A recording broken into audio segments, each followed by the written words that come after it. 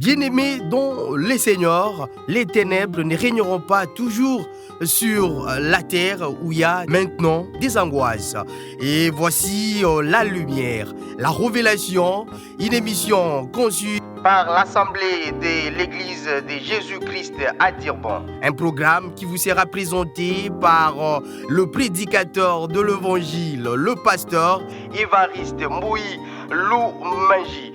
Découvrez cette émission chaque mardi sur Onela TV et sur Rouleau TV. Abonnez-vous massivement car la bénédiction de l'Éternel enrichit.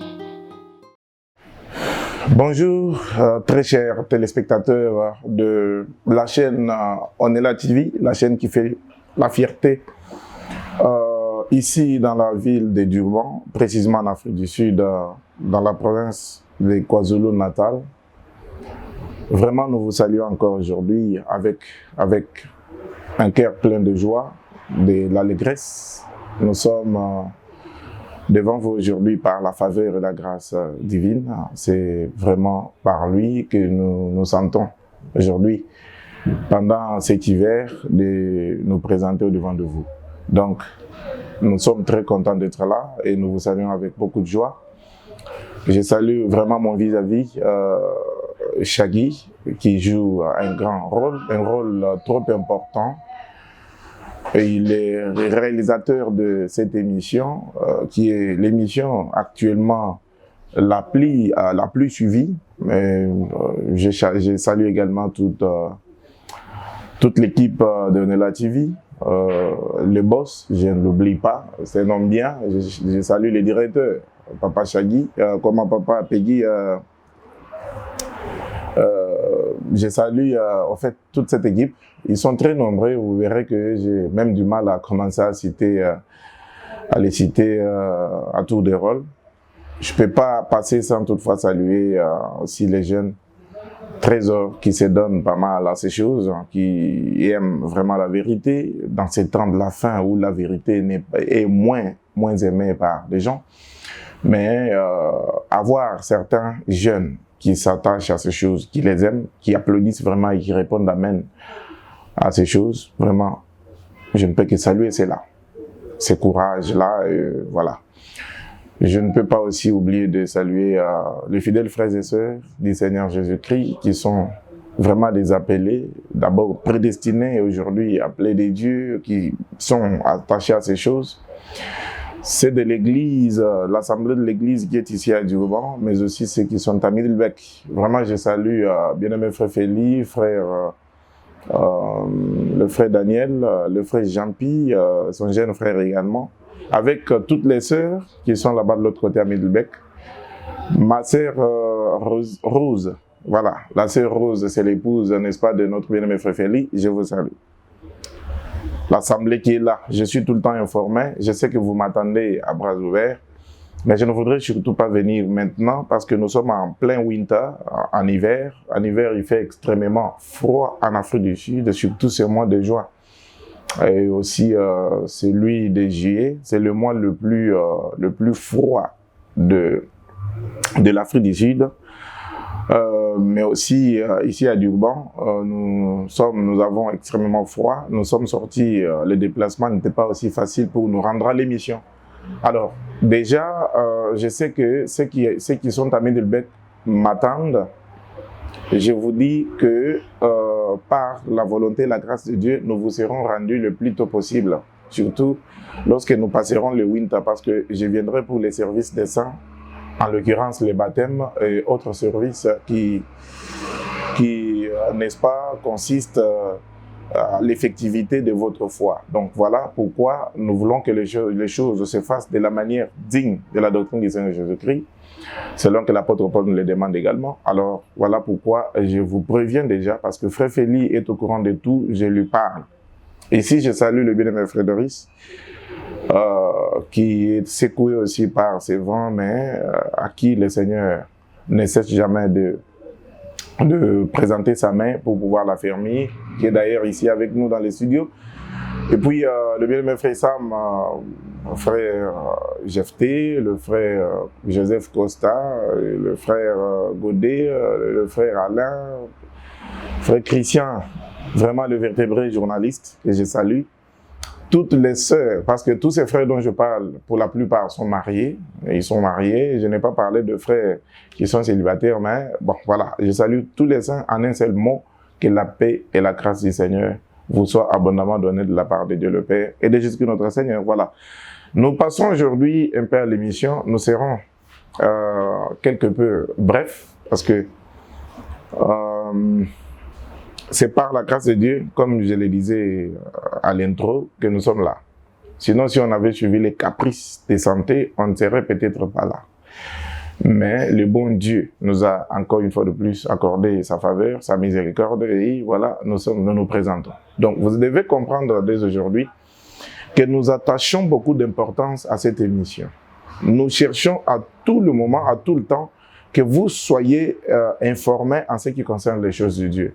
Que vous soyez, n'est-ce pas, à la page en ce qui concerne le voilà. Pourquoi nous faisons tant de mal pour que aucune semaine ne puisse se passer sans que vous nous regardiez. Je sais déjà que la plupart d'entre vous sont attrapés, sont, n'est-ce pas, saisis par ce que nous disons.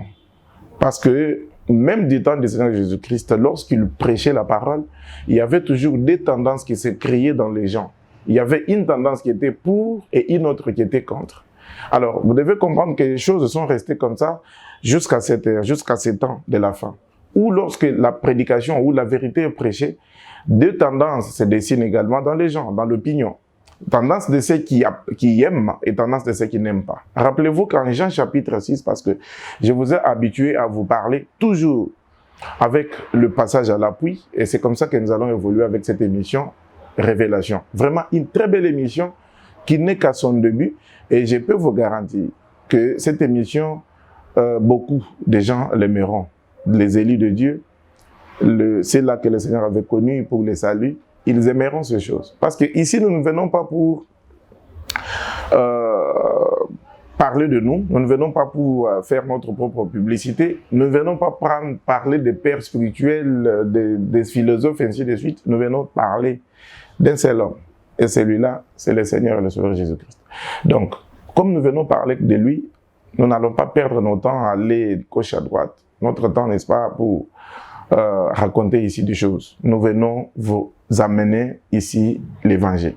Donc, du temps du Seigneur, avec Jean chapitre 6 que je venais de donner tout à l'heure là, lorsqu'il a dit aux gens que celui qui ne mange pas ma chair et qui ne boit pas mon sang ne sera pas digne de moi, deux tendances s'étaient dessinées. Là, il y a une tendance qui a dit, mais cette parole est dure, qui l'écoutera? Donc, vous écoutez que la parole du Seigneur n'a pas été facile comme les gens le pensent. La parole a toujours été dure. L'évangile, c'est dur comme le roc, comme l'os. Donc, ce n'est pas facile.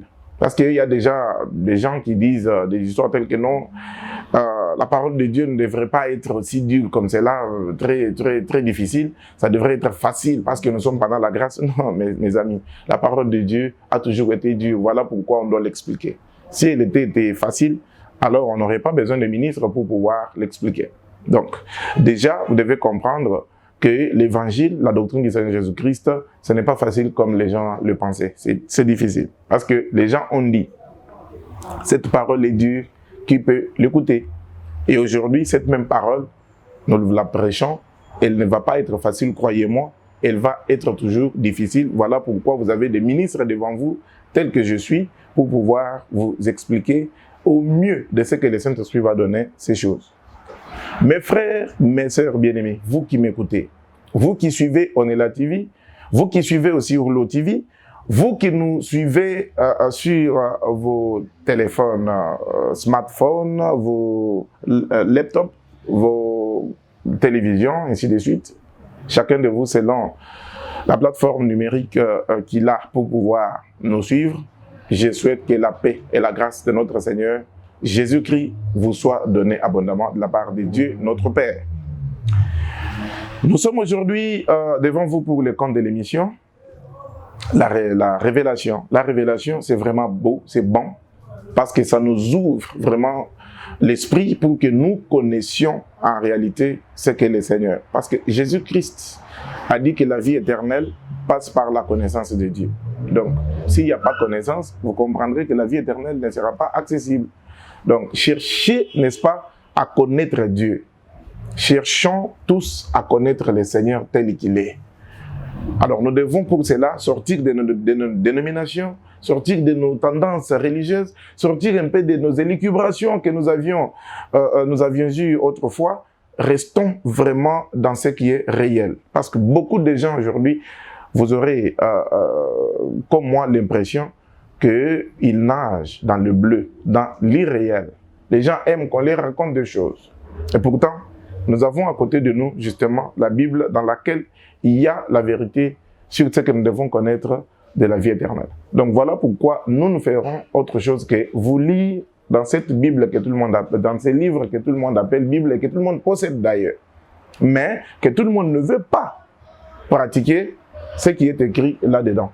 Beaucoup de gens vont prennent la tangente et puis ils font ce qui leur semble vraiment bon. Même si cela n'est pas la volonté de Dieu. Nous sommes en train de parler sur les alliances. Dans les alliances, nous avons dit qu'il y en a deux. L'ancienne et la nouvelle. Nous avons dit que l'ancienne, Dieu la traite uniquement avec la nation d'Israël, le peuple d'Israël, les Juifs, les Hébreux. Dans cette alliance, nous avions dit que Dieu a exclu les nations. Et ce n'est pas nous qui avions dit, nous avons même lu dans les choses de Dieu. Nous avons dit que cette alliance était accompagnée, était soutenue par la sacrificature d'Aaron. Et dans cette sacrificature, Dieu avait donné le culte et son modèle. Quand vous prenez Hébreux chapitre 9, au verset 1er, l'apôtre Paul dit que la première alliance avait aussi des ordonnances relatives au culte. Donc, avec précision. Donc, à chaque culte, à chaque alliance, voulais-je dire, correspondait un culte. Donc, le culte de l'ancienne alliance a été là-bas, établi par Dieu lui-même, avec la sacrificature ou les sacerdoces chapeautés par Aaron, et secondé de ses enfants, de ses fils, qui étaient sacrificateurs. Les choses étaient ainsi disposées de telle manière que chacun savait quoi faire. Parce que ce qu'il devrait faire ne venait pas d'eux, mais plutôt de Dieu. Donc, cette alliance-là, les nations sont exclues. Dans cette alliance, il y avait les cultes. Dans cette alliance, il y avait les sacrifices et les offrandes. Dans cette alliance, il y avait toutes les ordonnances relatives au culte. Les nations étaient exclues. Ce que vous comprendrez par là que même les sacrifices et les offrandes que l'on donnait dans cette alliance-là ne concernaient que la nation d'Israël et non les nations. Parce que quand vous prenez le passage que j'avais donné autrefois, mais qu'on n'avait pas exploité à fond, le passage de Actes, je vais en donner, j'en avais donné deux. Actes des Apôtres, chapitre 14, verset 16. L'apôtre Pierre explicite, il est clair, la lanterne, lorsqu'il dit que c'est Dieu a dans les âges passés laissé toutes les nations suivre leur voie. En ces temps-là, Dieu, dans Deutéronome chapitre 7, verset 6, il s'était déjà choisi une nation qui portait son nom, c'était la nation d'Israël. Et Dieu a traité même une alliance avec cette nation-là d'Israël. Laquelle alliance, Dieu revient avec le prophète Ésaïe pour dire que l'Israël n'a pas demeuré, n'a pas persévéré dans mon alliance. Et moi aussi, je ne me suis pas soucié d'eux. Mais maintenant, il dit, mais les jours viennent où je traiterai avec la maison d'Israël et la maison de Juda une nouvelle alliance. Pas comme celle que j'ai traitée avec leur père lorsque je les saisis par la main pour leur faire sortir du pays de la servitude d'Égypte, alliance qu'ils ont violée.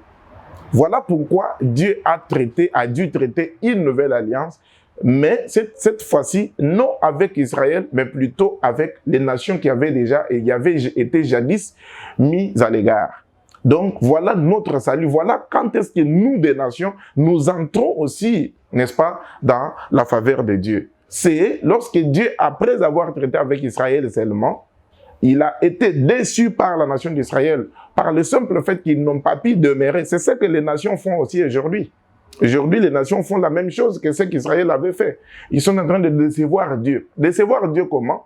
Parce qu'ils ne demeurent pas aussi Ils ne sont pas fidèles dans cette nouvelle alliance. Parce que de même que l'ancienne alliance avait des paroles, des ordonnances et des préceptes qui étaient attachés, qui faisaient même la force de cette alliance-là, de même aussi cette alliance nouvelle qui est basée sur la nouvelle loi, l'évangile du Seigneur Jésus-Christ, la parole, la sainte doctrine, les gens qui sont censés, des nations, qui sont censés croire dans l'évangile du Seigneur Jésus-Christ, ces gens-là donc ne sont pas fidèles.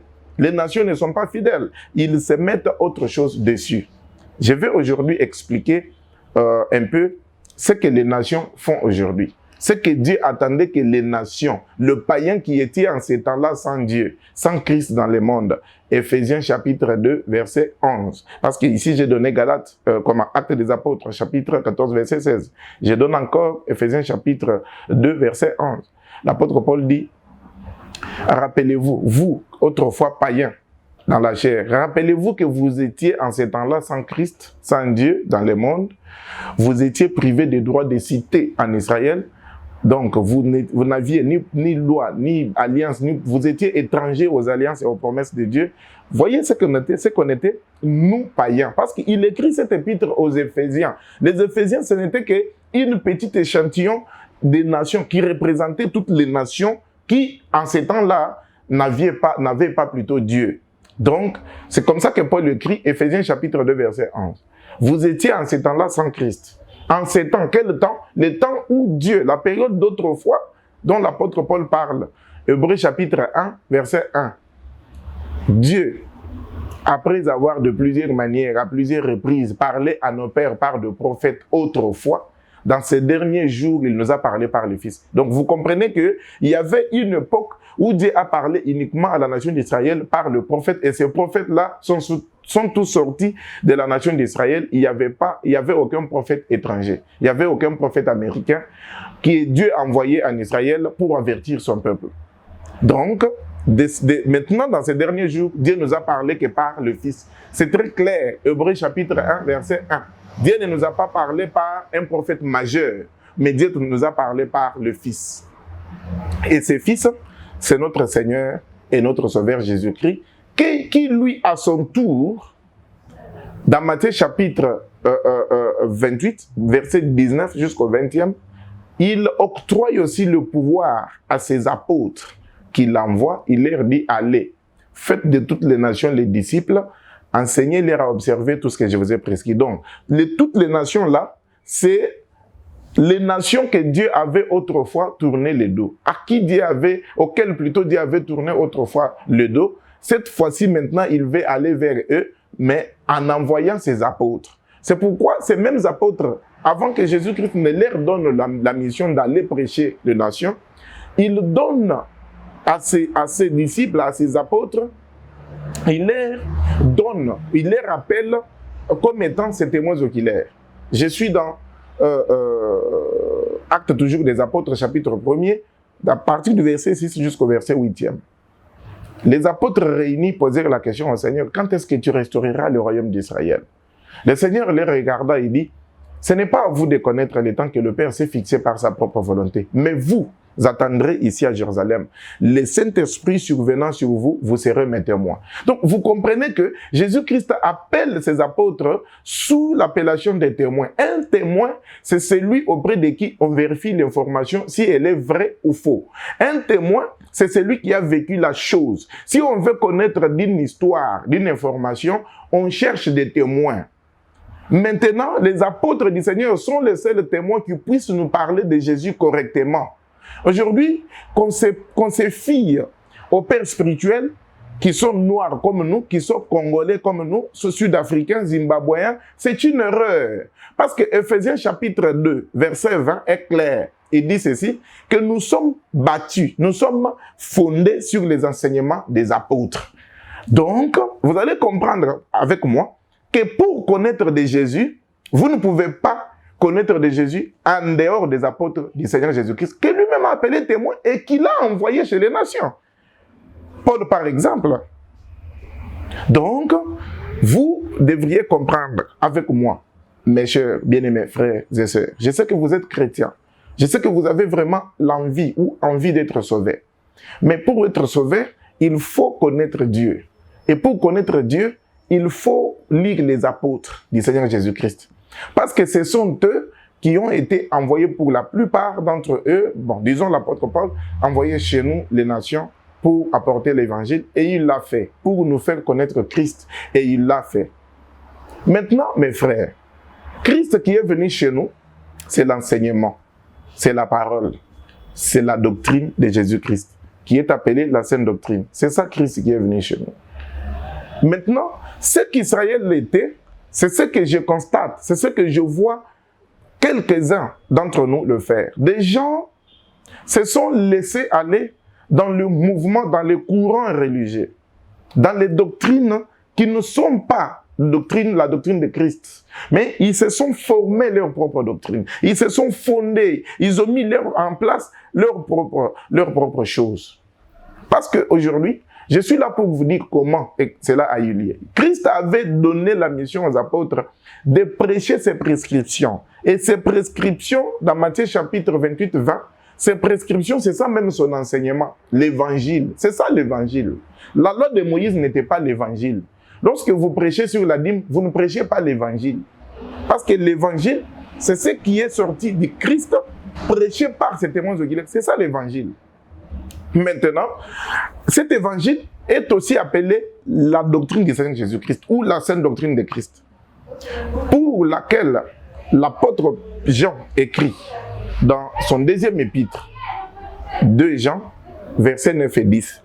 Jean dit ceci, l'un de ses apôtres par excellence du Seigneur, il dit, si quelqu'un va plus loin et ne demeure pas dans la doctrine de Christ, il n'a point Dieu. Ces versets se trouvent dans vos Bibles.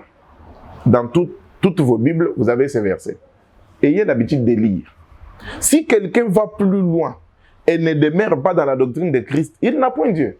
Donc cette personne-là peut sauter, cette personne-là peut bouger la tête, cette personne peut avoir la longue barbe, donc la plus longue possible.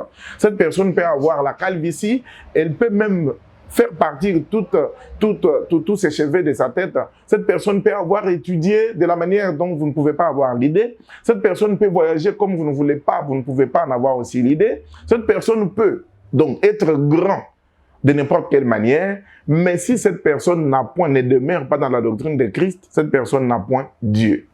C'est très clair. Donc, vous comprendrez que cette personne peut même bien parler français et anglais. Cette personne peut aussi bien prêcher. Très bien d'ailleurs prêcher. Quand il prêche, les gens se tiennent debout.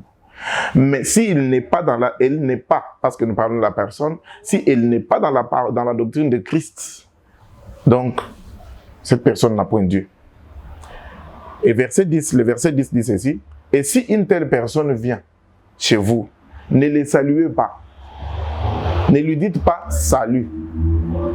Jean justifie sa position. Il dit, car celui qui lui dit salut participe directement à ses mauvaises œuvres. Donc, vous êtes avisé. Maintenant, moi, je suis ici pour vous expliquer 3 choses. La première chose, la doctrine de Christ. La deuxième chose, la doctrine des hommes. Et la troisième chose, la doctrine des démons. Pour cela, nous allons lire. Il y a beaucoup de sortes de doctrines. Mais la Bible ici nous présente 3. Il y en a plusieurs, mais la Bible nous présente 3. La première, c'est la doctrine du Seigneur Jésus-Christ, dont nous avons fait mention dans la deuxième épître de Jean, au chapitre, il n'y a pas de chapitre, versets 9 et 10. Et donc, il y a aussi une autre doctrine, que cette fois-ci l'apôtre Paul fait mention à Timothée. Nous prenons 1 Timothée pour que vous compreniez que lorsqu'on quitte la maison chaque jour pour se rendre à l'église, est-ce qu'on est conséquent de ce qu'on fait? Est-ce qu'on est conscient de ce qu'on fait? Ou on le fait juste parce qu'il ne faut pas que les gens puissent me prendre comme un païen, il faut qu'ils me voient aussi partir à l'église. Si tel était le cas, et faire les choses de la manière dont Dieu n'aime pas, ce serait mieux de rester. 1 Timothée, chapitre 4, je lis seulement le verset 1. Il est dit ceci. Mais l'Esprit dit expressement que que dans les derniers temps, quelques-uns abandonneront la foi pour s'attacher à des esprits séducteurs et à des doctrines des démons.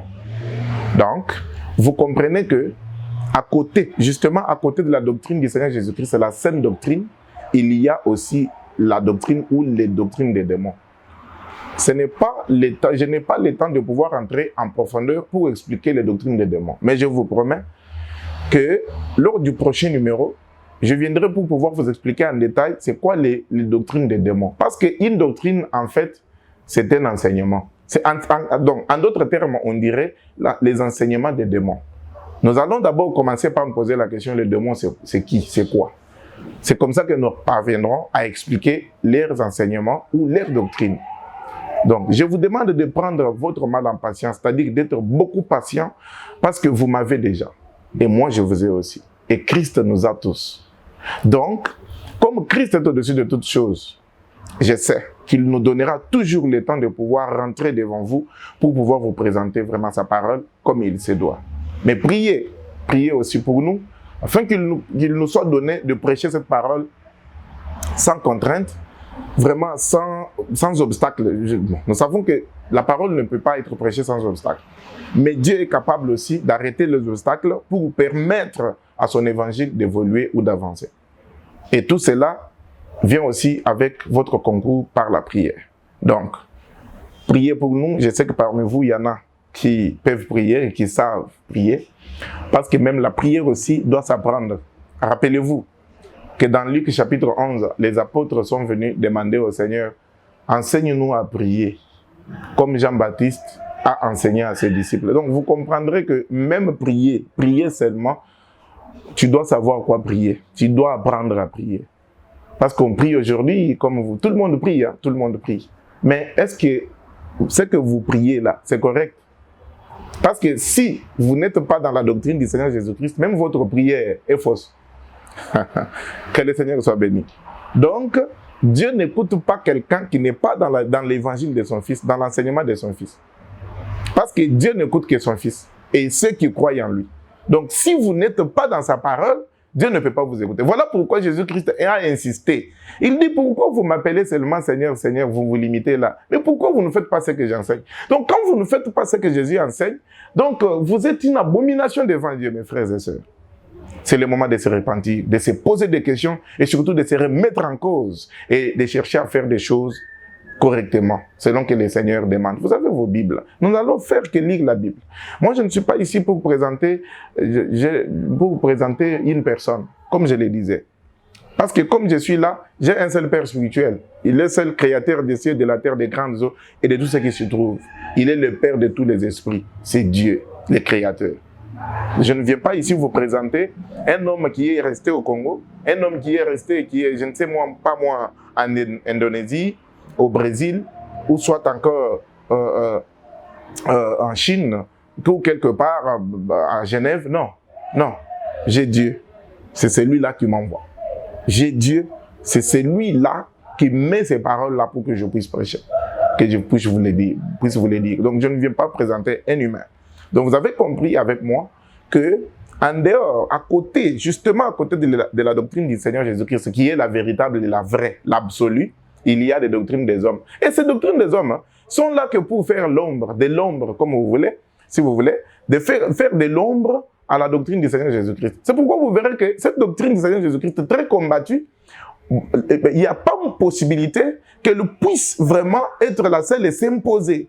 Elle est tout le temps combattue. Et pourquoi? Parce qu'il y a justement à côté une autre doctrine ou un autre enseignement appelé enseignement ou doctrine des démons.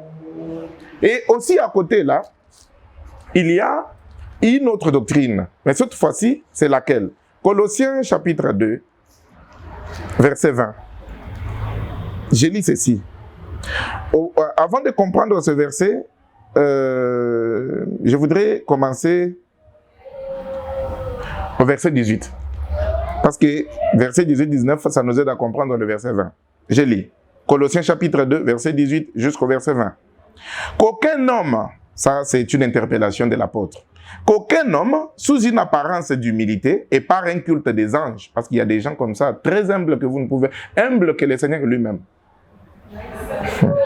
Alors, qu'aucun homme sous une apparence d'humilité et par un culte des anges ne vous ravisse à son gré les prix de la course, tandis qu'il s'abandonne à ses visions et qu'il est enflé d'un vain orgueil par ses pensées charnelles. Sans s'attacher au chef, dont tous les corps assistés et solidement assemblés par des jointures et des liens tirent l'accroissement que Dieu donne.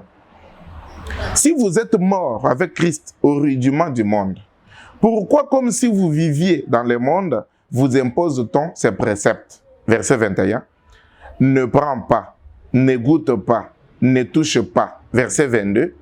Préceptes qui tous deviennent pernicieux par l'abus et qui ne sont fondés que sur les ordonnances et les doctrines des hommes. Waouh, que le Seigneur soit béni. Ici, on fait aussi mention des doctrines des hommes. Donc, il existe la doctrine de Jésus-Christ, il existe la doctrine des démons, il existe aussi la doctrine des hommes. Donc, soit vous êtes dans la doctrine de Christ Jésus, soit vous êtes dans la doctrine des démons, soit vous êtes dans la doctrine des hommes. Donc, vous ne pouvez pas servir les trois à la fois. Vous devez impérativement appartenir à une de ces doctrines, mes frères et sœurs. Oh, que le Seigneur soit béni. Donc, la doctrine du Seigneur Jésus-Christ, c'est elle qui repose sur cette nouvelle alliance. Donc, cette nouvelle alliance dans laquelle nous sommes, cette nouvelle alliance dont l'apôtre Paul dit que Dieu a fait de nous aussi ministres d'une nouvelle alliance, cette nouvelle alliance, de même comme la première reposait sur la loi de Moïse, cette nouvelle alliance repose également sur la doctrine de Jésus-Christ.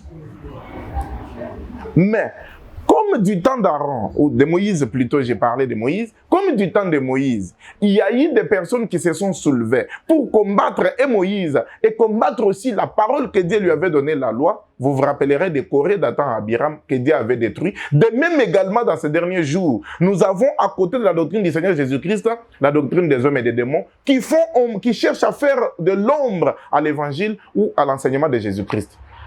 Et fort malheureusement, ces doctrines-là sont défendues également par des ministres comme nous.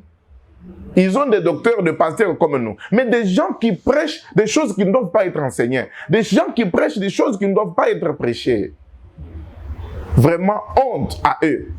Parce que la colère de Dieu est réservée pour eux. À moins qu'ils se répandent. Parce que Dieu ne se répand pas de sa colère contre les infidèles. Alors mes amis, aujourd'hui vous avez l'interpellation. Dieu vous interpelle à pouvoir observer, examiner encore votre conscience. Regardez où vous êtes. Voyez-vous très bien. Vous êtes où? Vous êtes dans les noms que les gens ont donnés. Est-ce que vous vous êtes déjà demandé la chose à laquelle tu appartiens? Cette foi-là que tu dis avoir, la dénomination à laquelle tu appartiens. Est-ce que tu t'es posé la question, comment c'est arrivé? Est-ce que tu t'es posé la question, c'est la pensée de Dieu ou la pensée des hommes? Je viens aujourd'hui vous interpeller. Prenez ceci, ajoutez, n'est-ce pas, je ne pouvais pas venir aujourd'hui parce que j'avais parlé de la table. Je suis en train même d'expliquer sur ça. Notre communion est avec Dieu. Notre communion, c'est avec le Père et le Fils. Et cette communion réside au niveau de la doctrine. Pourquoi je dis ça? Parce que nous prenons encore le Seigneur Jésus dans Jean chapitre 8. Oh Seigneur, aide ces gens à écouter, à recevoir ces choses. Jean chapitre 8. Je prends le verset 30 seulement. Comme Jésus parlait ainsi, pas verset 30 seulement, mais je commence au verset 30. Comme Jésus parlait ainsi, plusieurs crurent en lui. Et il dit aux Juifs qui avaient cru en lui, si vous demeurez dans ma parole, vous êtes vraiment mes disciples. Donc, vous comprendrez qu'avec moi, être chrétien, c'est demeurer. Ces choses sont dans un français courant. Un chrétien, on n'est pas chrétien juste pour crier Jésus-Christ est Seigneur. Non, on se limite par là. Non. Être chrétien, c'est demeurer. Jésus-Christ dit, si vous voulez vraiment être mes disciples, vous devez demeurer dans ma parole. Demeurer là. Sa parole, c'est ça même sa doctrine. Demeurer dans mon enseignement. Ce n'est pas appeler Jésus. Vous connaîtrez la vérité et la vérité vous affranchira. Quand? Lorsque vous demeurerez dans ma parole. Et c'est comme ça qu'on saura que vous êtes disciples du Seigneur Jésus-Christ. Pas le contraire. Maintenant, regardez par rapport à ce qui s'est fait, par rapport à là où vous êtes. Parce que Dieu ne veut pas être complété. Dieu ne veut pas être corrigé. Dieu a déjà tout fait. Dieu a dit, vous tuez Pierre, sur cette pierre, moi je bâtirai mon église. Jésus-Christ a bâti, tel qu'il avait promis, il a bâti son église. Son église qui doit être l'église du Seigneur Jésus-Christ. Qui ne doit rien avoir une mainmise là-dessus. Qui ne doit pas avoir connaître une domination humaine quelque part. Mais ne doit avoir que la domination de Christ. Mais regardez ce qu'il y a à côté de vous, la chose dans laquelle vous êtes. Donc, cette question ici, de faire travailler la conscience, de faire tourner votre conscience et de voir réellement la réalité en face. La réalité est là en train d'être lise, mes frères et sœurs. Donc, il y a beaucoup de passages que nous puissions lire ici. Mais ces quelques passages que nous venons de lire, je sais que l'Esprit Saint vous aidera, n'est-ce pas, à pouvoir vous questionner pour savoir, mais pourquoi tout ça? Parce qu'un enfant de Dieu marche toujours avec le questionnement. Un vrai enfant de Dieu, destiné ou prédestiné au salut, ne vit pas dans la distraction dans le monde. Il vit dans les questionnements. Mais ça pourquoi? Ça comment? Mais qu'est-ce que c'est? C'est ça un enfant de Dieu. Un enfant de Dieu ne gobe pas tout. Et on ne lui fait pas gober non plus tout. Un enfant de Dieu ne donne pas amen à tout. Non. Un enfant de Dieu, parce que votre amen, c'est votre soutien, c'est votre approbation, c'est votre oui. Donc, c'est quelque chose qui devrait être gardé. Parce que même quand vous prenez le Seigneur Jésus-Christ, parce que nous parlons avec le Seigneur Jésus-Christ. Lorsque vous prenez dans 2 Corinthiens, au chapitre 1er, à partir du verset 20, l'apôtre Paul écrit, mais il répète le Seigneur. Il dit ceci. Il dit, pour ce qui concerne toutes les promesses de Dieu, c'est en Jésus qu'il y a les oui. C'est pourquoi aussi l'amen est prononcé par nous. Donc, vous comprenez que l'amen est prononcé lorsque la révélation est donnée concernant Christ. Parce que j'avais voulu vous parler en fond des révélations. Au fait, la révélation, c'est quoi? La révélation, c'est au sujet de Christ. Pourquoi révélation? Mais c'est au sujet de Christ. Parce que quand vous prenez l'apôtre Paul, nous sommes en train de vous lire sur les alliances ici, vous enseigner sur les alliances. Je disais que Paul qui nous parle des alliances ici, lui-même Paul est juif dans la chair. Il est descendu de la tribu de Benjamin. Tous enfants de Jacob. Mais Paul qui nous parle des alliances ici, il écrit ces choses. Il dit que la première alliance n'était que l'ombre des choses véritables à venir. C'est que l'ancienne alliance n'était que l'ombre de la nouvelle alliance. C'est que pour nous qui sommes arrivés à la fin des jours, des temps, l'ancienne alliance nous aide que de comprendre les images, les symboles qui cachaient Jésus-Christ. Parce que Jésus-Christ était dans l'ancienne alliance, mais représenté par soit des animaux, soit des objets. C'est le cas de la table que nous avions expliqué la semaine passée. Donc, l'ancienne alliance n'était que l'ombre des véritables choses qui devraient venir. C'est pourquoi Jésus-Christ lui-même est présenté comme l'agneau de Dieu.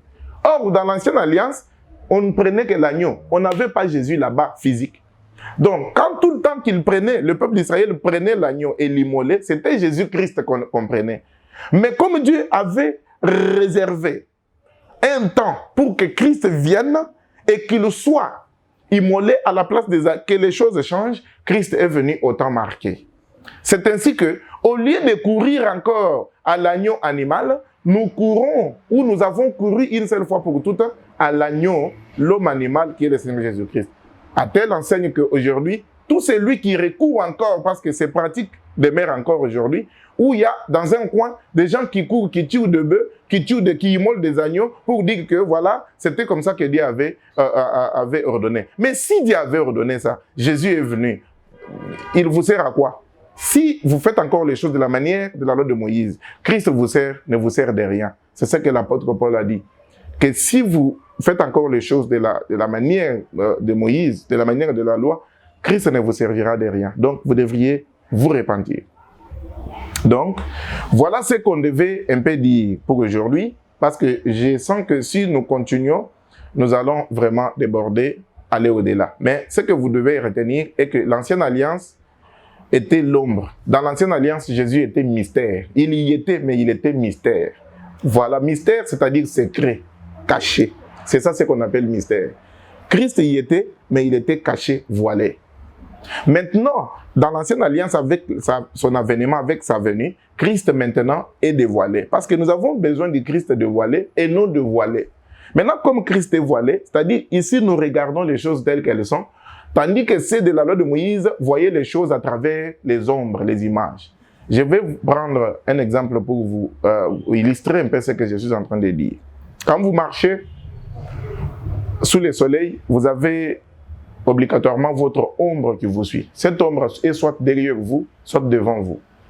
Mais si quelqu'un vous voit venir, quelqu'un peut vous voir venir, mais sans vous voir personnellement.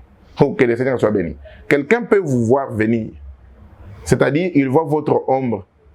Il va vous dire, bon, je vous ai vu venir. C'est pourquoi j'attendais ici. Pas qu'il vous a vu de ses propres yeux, mais il a vu votre ombre venir parce que vous aviez certainement annoncé que je viendrai. Et quand il a vu l'ombre se présenter, il a dit, je vous ai vu venir. Mais il ne vous a pas cependant vu votre physique. C'est ça aussi l'ancienne alliance et la nouvelle alliance. L'ancienne alliance, c'était l'image, l'ombre du Seigneur Jésus-Christ. Mais Jésus-Christ n'était pas encore physiquement là. Maintenant, comme il est là, Paul explique, Hébreux chapitre 3, versets 23 et 24. Il dit, avant que la foi vienne, nous étions enfermés sous la garde de la loi, en vue de la foi qui devait être révélée. Maintenant, la foi étant venue, nous ne sommes pas encore sous ces pédagogues, mais mes frères. Paul lui-même qui est juif, à qui la loi a été donnée, il reconnaît que la loi n'était qu'un pédagogue pour nous conduire à Christ. Maintenant, quand Christ est venu, nous laissons les pédagogues, nous embrassons maintenant Christ parce que c'est de lui qu'il s'agit maintenant. Pourquoi vous mourrez avec la loi? Pourquoi vous voulez mourir avec les préceptes et les ordonnances de la loi qui ont tué le peuple d'Israël, pour lequel Christ est venu dire, venez à moi vous tous qui êtes chargés et fatigués, je vous donnerai du repos. La fatigue, la charge d'Israël, c'était la loi. C'est pourquoi Christ leur dit, venez à moi vous tous qui êtes chargés et fatigués. Chargés de la loi. Parce que Pierre le confirme dans Actes des Apôtres, chapitre 15, à partir du verset 10, 11, 12, vous descendez. Il dit ceci, pourquoi mettez-vous sous le coup des disciples la charge que ni nos pères ni nous n'avons pas pu porter? Quelle charge? La loi. Parce qu'on imposait aux disciples que si vous n'êtes pas circoncis selon la loi de Moïse, vous ne pouvez pas être sauvés. On leur imposait la pratique de la loi de Moïse. Alors Pierre, l'apôtre du Seigneur Jésus-Christ, prenant la parole, il leur a dit, vous ne pouvez pas mettre sur le cou des païens qui croient en Christ la charge que ni nos pères, ni nous-mêmes n'avons pas pu porter. Donc ces gens sont sauvés au moyen de la foi en Jésus-Christ et non par les œuvres de la loi de Moïse. Or, il y a encore des séquelles aujourd'hui.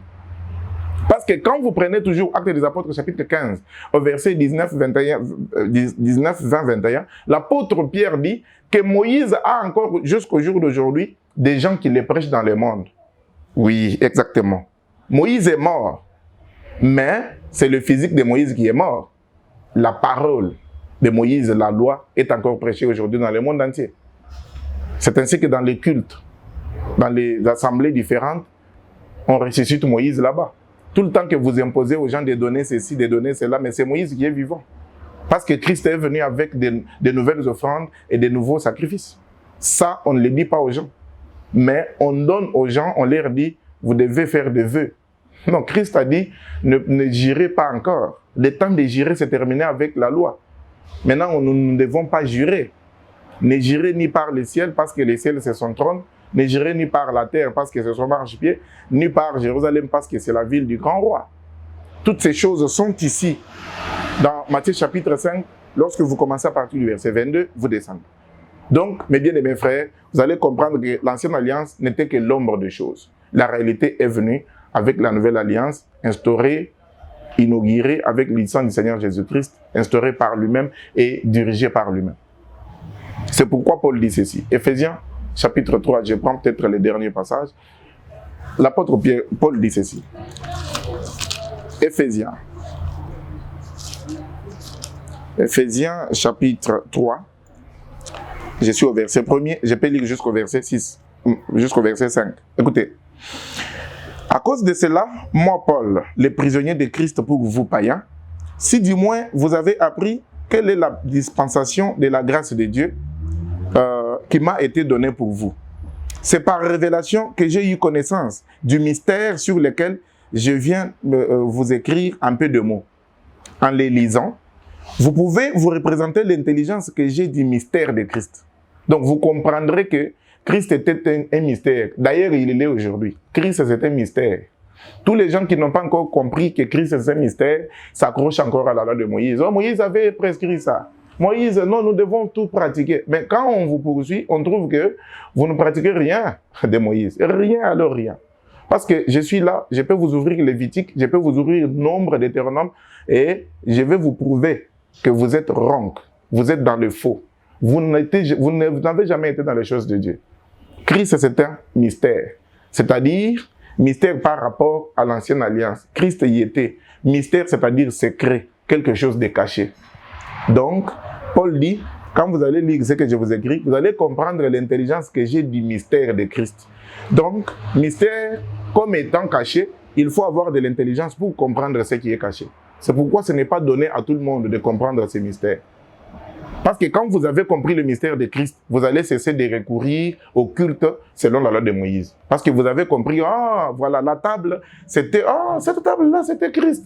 Donc, au lieu de recourir encore à la table et de mettre cette table aujourd'hui dans votre assemblée, mettre quelques morceaux d'habits là-bas, exposer des histoires au-dessus et marcher en mettant votre main sur la poitrine comme si vous étiez saint ou comme cette table-là vous donnait la sainteté, mais repentez-vous. Vous devriez comprendre que c'est un mystère que vous n'aviez pas encore compris. Et pour avoir la vie éternelle, il faut comprendre le mystère de Christ. Et pour comprendre le mystère de Christ, il faut croire dans l'évangile du Seigneur. Et pour croire, il faut écouter les apôtres. Que le Seigneur soit béni. Donc aujourd'hui, nous terminons par là. On ne peut pas terminer, mais nous nous arrêtons là-bas. Nous nous arrêtons là-bas parce que la parole ne peut pas la terminer. Nous laissons toujours le temps. Nous savons que quand Dieu le permettra, il va encore nous amener devant vous pour pouvoir dispenser, parler avec vous autour de ces choses. Posez vos questions. Posez vos questions. Ceux qui se mettaient déjà en colère, non. Je suis votre ami, je suis le vôtre. Je suis votre frère. Donc, si vous sentez que vous êtes offensé dans ce que nous disons, je vous demande vraiment de nous pardonner. Mais nous avons des armes contre le mensonge et non contre la vérité. Donc pour cela, n'attendez pas qu'on vienne ici nous excuser. Dieu nous a établis pour attaquer l'ignorance, l'esprit de l'erreur partout qu'il se trouve. Parce que si vous pouvez me permettre de vous donner 2 Corinthiens chapitre 10, versets 3 et 5, l'apôtre Paul dit ceci. Si nous marchons dans la chair, nous ne combattons pas selon la chair. Car les armes avec lesquelles nous combattons ne sont pas charnelles, mais elles sont puissantes pour renverser les forteresses. Nous renversons les raisonnements et toute hauteur qui s'élève contre la connaissance de Dieu et nous amenons toute pensée captive à l'obéissance de Christ. C'est ça la mission que Christ a donnée au ministre. Donc un ministre, c'est celui qui doit être à même capable de réduire, de détruire les forteresses, de réduire les raisonnements et amener toute pensée captive à l'obéissance de Christ. À l'obéissance, j'ai dit bien, de Christ. Or, les doctrines des hommes, ce sont des raisonnements des auteurs. Les doctrines des démons, ce sont les forteresses et les auteurs. Nous attaquons ces choses et nous ne vous attaquons pas. Nous attaquons ces choses pour que tout le monde arrive à l'obéissance du seul Christ, c'est-à-dire à sa parole. Il y a pratiquement des choses qui se passent au milieu des gens. Vous-même, vous vous posez la question. C'est devenu une habitude, à tel point que des questions, même vous ne les posez pas. Donc, les faussetés ont été normalisées, c'est devenu normal. Pourquoi? Parce que tout le monde le fait. Mais vous le savez, vous-même, dans le monde, on dit que le mal reste le mal, même si tout le monde le fait. Et le bien reste le bien, même si personne ne le fait. Donc, l'évangile du Seigneur étant l'unique absolu, il reste la seule parole de Dieu véritable, même si tout le monde ne le croit pas. C'est ça la vérité. Et les doctrines des hommes aussi. avec des églises soi-disant bâties en matériaux durables, ayant de très belles apparences, tout ça, ça va rester les doctrines des hommes, même si les hommes ne veulent pas. Ce n'est pas le fait d'y accrocher un peu le nom de Jésus, écrire dehors là, Jesus is Lord, qui fait que l'on soit dans la vérité. Non, non, non mes amis. Pour être dans la vérité, il faut demeurer dans la doctrine de Christ. Vous faites quelque chose, vous défendez ça, vous dites ici Christ a dit.